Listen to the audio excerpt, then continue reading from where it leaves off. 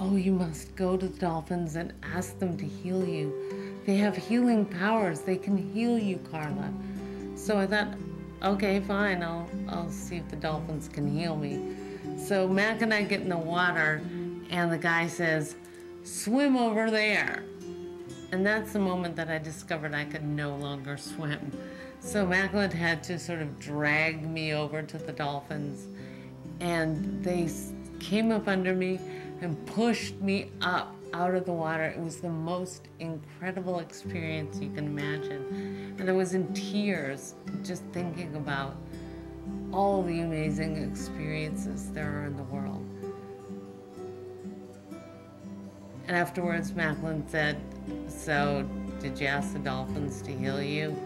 And I said, "Yeah." They said, "ALS? Bummer, good luck with that."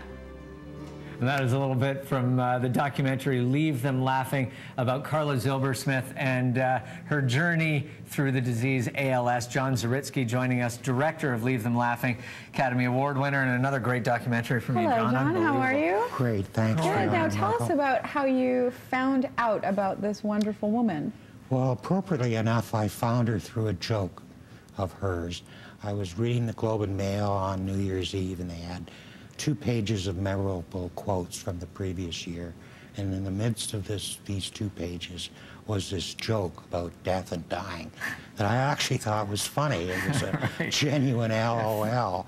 So I rushed to my computer, Googled Carla Zilbersmith, because I had never heard of her, YouTubed her, found all sorts of performance videos and things there, and then discovered this beautifully written blog she had written, because she was a brilliant writer, about her diagnosis and the progression of her disease. Well, and you sort of label this movie as a musical comedy about dying. And that's easy sell. Well, this is a lot to wrap your head around, right? I mean, when you read something like that, you don't really, especially in a documentary. Yeah. But Carla is so ridiculously funny about the experience that is ending her life. Yeah, she truly was the funniest person I've ever met in my life, and even though she was within a year of dying when I met her, and she was badly disabled, confined to a wheelchair, every day that we shot with Carla, we looked forward to it, because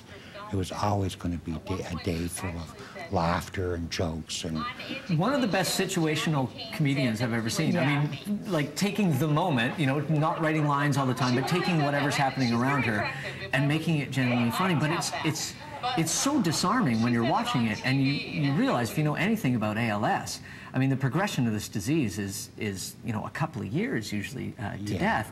So to watch someone sort of laugh their way through it is a very strange juxtaposition. Yeah, it sometimes does, for the start of the film, make an audience a little uncomfortable, like, this is funny, but should I be laughing? You know what I mean? Well, because she's so self-deprecating, and somebody in a wheelchair making jokes about themselves dying isn't something that we're really used to. But the thing I think is the most important about this documentary is telling people the story of ALS, because not a lot of people know what Lou Gehrig's disease is and how it affects people, and Carla told its story too through her. Right, right. I think she made a huge contribution to furthering public understanding of this disease and bringing the disease forward in a way that is acceptable for people, that we don't have to keep this in the closet, we don't have to be ashamed of it or anything else. And also a different perspective in looking at death. Yeah, exactly. Bringing death out of the closet and making it something that we can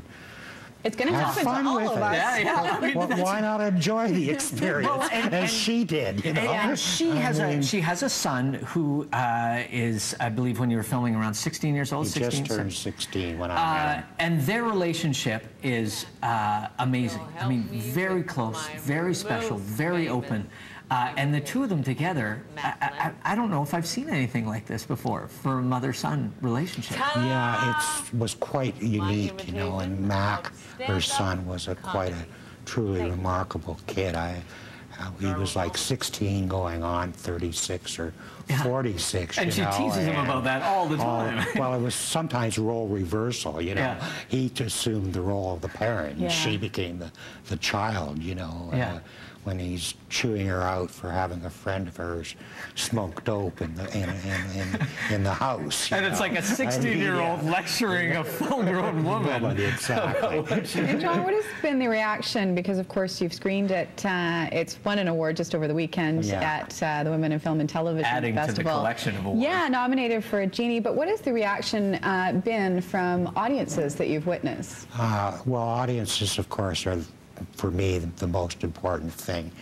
The film won a number of jury awards, but most importantly, it won audience awards at the Vancouver Film Festival in the fall, Mill Valley Film Festival in California in the fall, just recently in Sedona, Arizona at a film festival, another one in New Zealand. So everywhere it goes, audiences love Carla, and as I say, give us some major awards.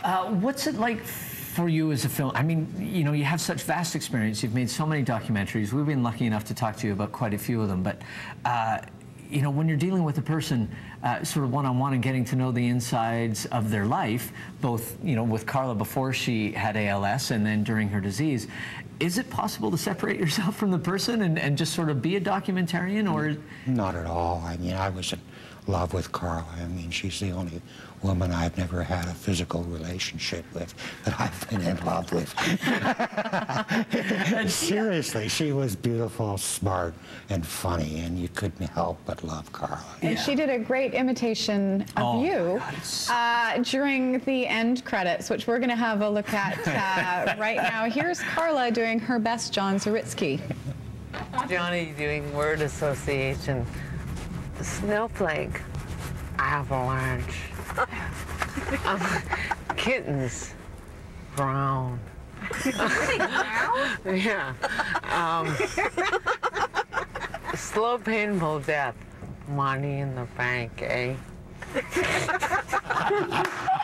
Oh my goodness. She nailed me so She really completely. did. You know. Well, she used to call me Dr. Death because of all, my previous documentaries. Somebody's died in them, you know. Have you kept up with Mac, her son, at all? I have. I spent a couple of days with Mac at the Sedona Film Festival, and I'm really, really happy to report that he is going to be graduating at 18 from university. Brilliant. He's in the top 5% of his class, sits on the student council, and most importantly, I know for Carla, arrived in Sedona with a beautiful and smart girlfriend. Oh, how nice. And he's obviously seen the documentary. Carla did she get an opportunity to see it? Carla actually did get a chance to see pretty well a finished film before her death. They had a special screening at the College of Marin, where she had taught theatrical arts, and she and Mac were able to sit in an audience of 650 people who just went crazy over the film.